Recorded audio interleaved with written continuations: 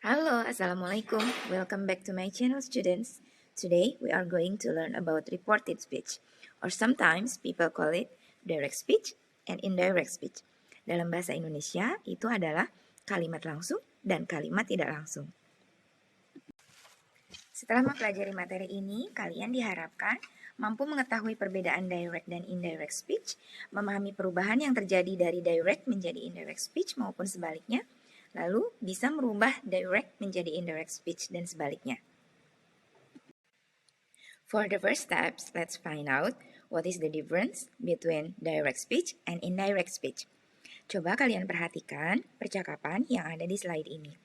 Di sini, Susi mengatakan kepada Arman, I met my old friend yesterday. Susi bertemu teman aku, katanya bertemu teman lamanya, teman lama aku kemarin, kata Susi. Lalu Arman mengatakan berita dari Susi ini kepada Sarah. Nah, coba kita perhatikan. Jika ujaran yang diucapkan oleh Susi, I met my old friend yesterday, kita kutip menjadi kalimat langsung, maka akan menjadi seperti ini. Susi said, lalu, koma, tanda kutip 2, I met my old friend yesterday, titik, diikuti lagi tanda kutip 2. Atau bisa juga, tanda kutip 2 dahulu, I met my old friend yesterday, koma, diikuti tanda kutip, lalu Susi said. Nah, itu di akhir, Susi said-nya.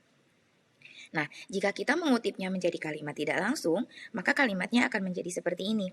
Susie said that she had met her old friend the day before. Kita bisa melihat ada perbedaan yang terjadi antara bentukan direct speech dan indirect speech. Jika direct speech, kita lihat dia memiliki tanda kutip 2. Jadi ujarannya berada dalam tanda kutip 2. Sedangkan di dalam kalimat tidak langsung, tidak. Lalu di dalam kalimat tidak langsung, alih-alih memakai tanda koma atau tanda kutip 2 ini, dia memakai konjungsi. Konjungsinya itu that. Di sini saya beri kurung karena pada nantinya that ini dalam kalimat tidak langsung bisa dihilangkan penggunaannya.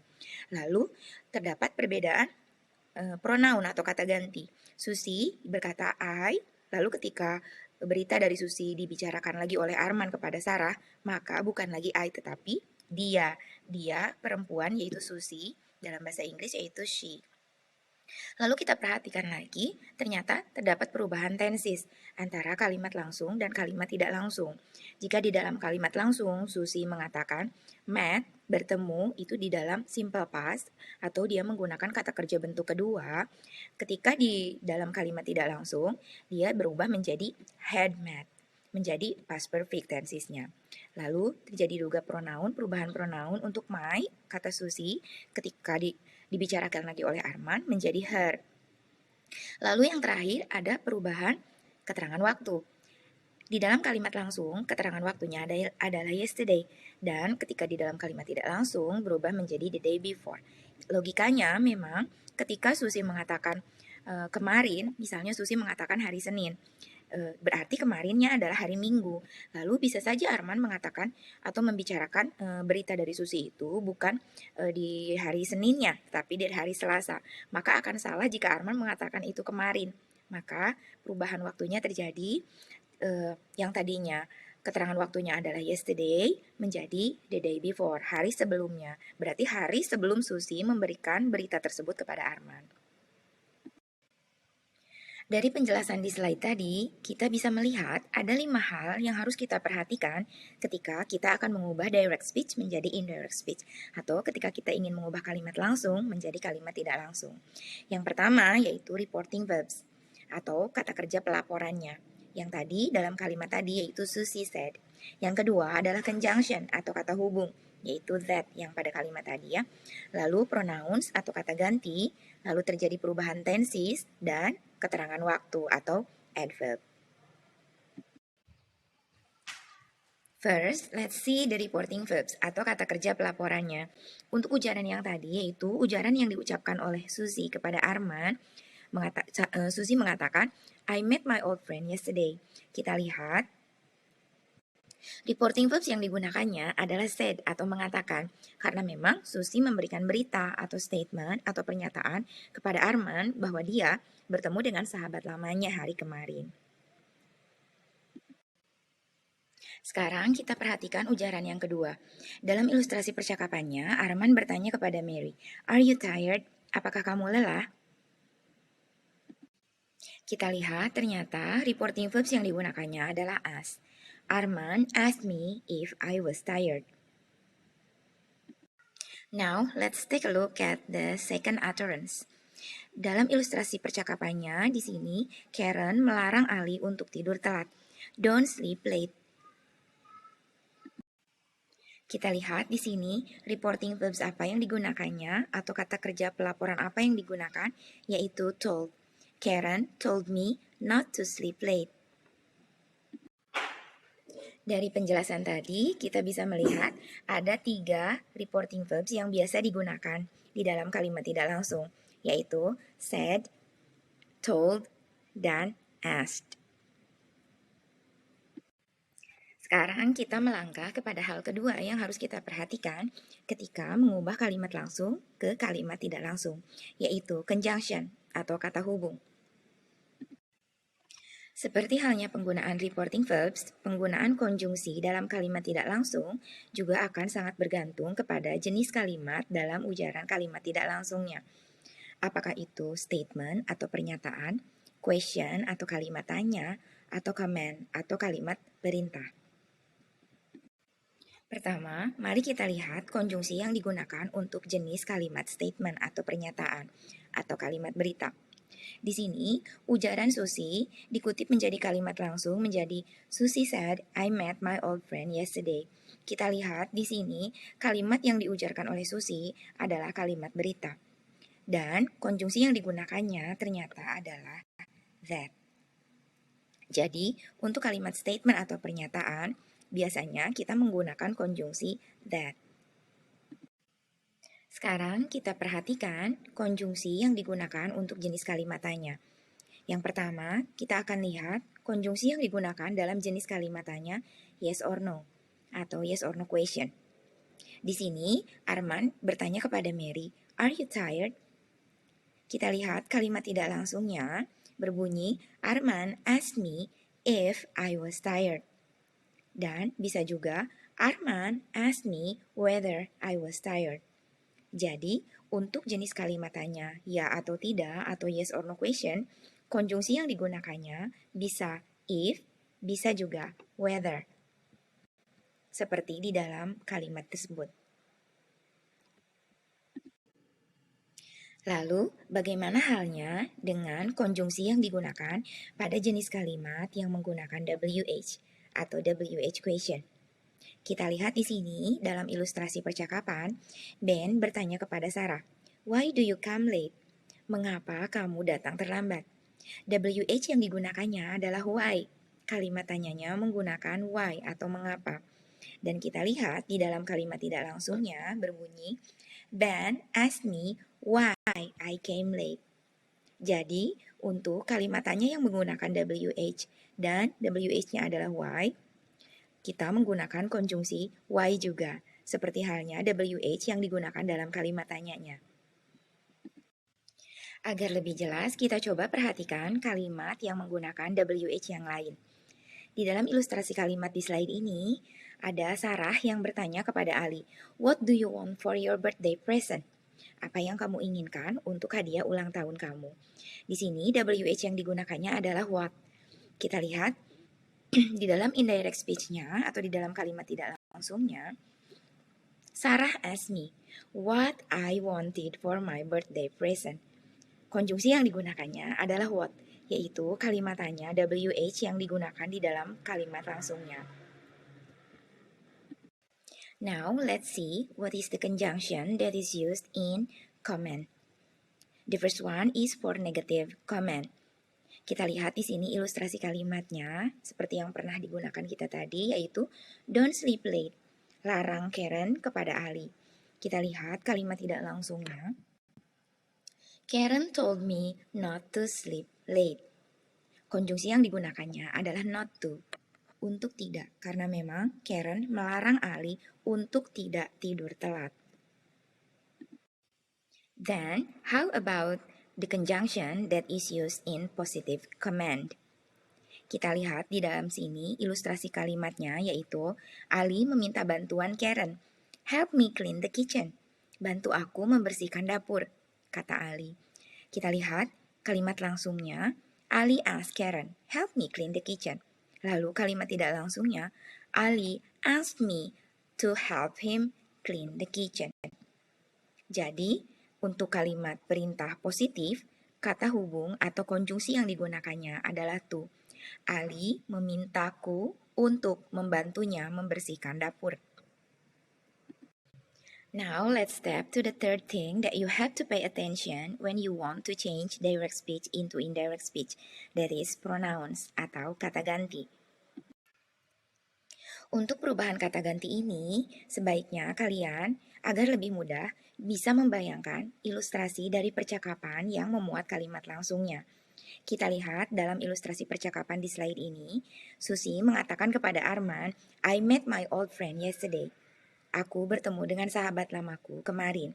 Maka ketika Arman membicarakan apa yang dibicarakan oleh Susi kepada Sarah, maka terjadi perubahan kata ganti yang terjadi yaitu Susi itu bisa diganti pula dengan si karena dia. Lalu Susi yang berkata I ketika dibicarakan lagi oleh Arman berarti menjadi dia perempuan yaitu she. Dan Susi yang mengatakan sahabat lamaku menjadi sahabat lamanya ketika pembicaraannya dibicarakan lagi oleh Arman kepada Sarah. Jadi bunyi kalimat tidak langsungnya menjadi Susie said that she had met her old friend the day before. Jadi di situ kita lihat terjadi perubahan kata ganti yang digunakan karena memang bukan lagi Susi yang berbicara, tetapi ucapan Susi diomongkan lagi, dibicarakan lagi oleh Arman kepada orang lain.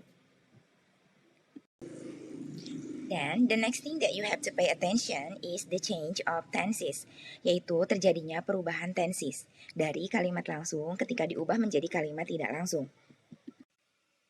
Untuk perubahan tenses ini, kalian bisa memperhatikan tabel yang sudah saya sediakan. Kita lihat untuk tenses present simple, kalimatnya berbunyi I like ice cream menggunakan kata kerja bentuk pertama tentunya berubah menjadi she said that she liked ice cream. Kata kerjanya berubah menjadi kata kerja bentuk kedua, yaitu berarti tenses present simple dalam kalimat langsungnya berubah menjadi simple past untuk kalimat tidak langsungnya. Untuk yang kedua, present continuous tense. I am living in London berubah menjadi he said that he was living in London. Yang berarti present continuous-nya berubah menjadi past continuous. Untuk past simple tense, did you understand? Berubah menjadi she asked me if or whether I had understood. Kita lihat di sini, simple past berubah menjadi past perfect, yaitu had ditambah kata kerja bentuk ketiga. Untuk yang tenses berikutnya, past continuous, we were studying math. Past continuous ternyata berubah menjadi had been studying math, yaitu past perfect continuous. Untuk tenses past perfect, kalimatnya berbunyi I haven't seen you since last night. Berubah menjadi he said that he had not seen me since the night before. Haven't seen menjadi had not seen. Berarti present perfect berubah menjadi past perfect tense.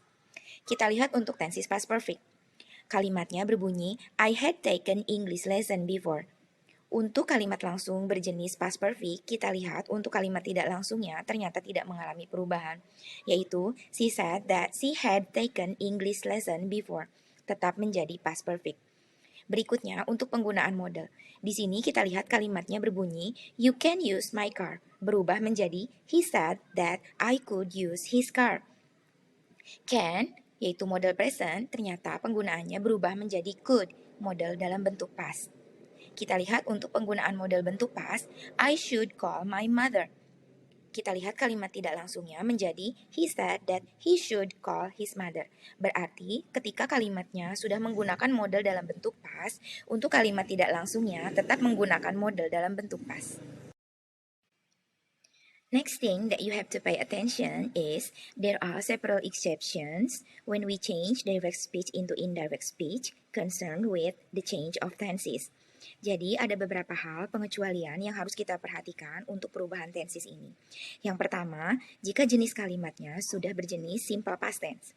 Jadi, untuk jenis kalimat simple past ini, kita bisa tetap menggunakan simple past untuk tenses dalam kalimat tidak langsungnya. Atau kita juga bisa mengubahnya menjadi past perfect. Seperti dalam hal ini, kalimatnya berbunyi I understood. Kita bisa tetap menggunakan simple past dalam kalimat tidak langsungnya menjadi he said that he understood. Atau kita bisa mengubahnya ke dalam past perfect menjadi he said that he had understood. The next exception is concerned with the use of reporting verbs. Jadi, pengecualian berikutnya berkenaan dengan penggunaan reporting verbs-nya atau kata kerja pelaporannya. Yang pertama, jika kata kerja pelaporannya berjenis simple present tense. Kita lihat di sini contohnya, they say we are happy. Maka kalimat tidak langsungnya berbunyi they say that they are happy. We are happy itu simple present tense tetap menjadi simple present tense. They are happy.